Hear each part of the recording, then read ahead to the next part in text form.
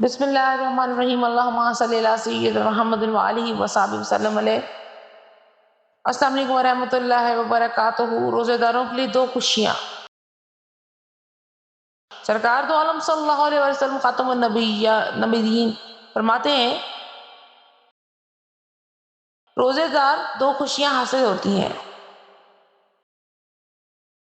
ایک اس وقت جب وہ افطار کرتا ہے تو خوشی محسوس کرتا ہے، دوسرا جب وہ اپنے رب سے ملاقات کرے گا تو روزے کا ثواب دیکھ کر خوش ہو جائے گا۔ صحیح بخاری شریف میں ہے جی۔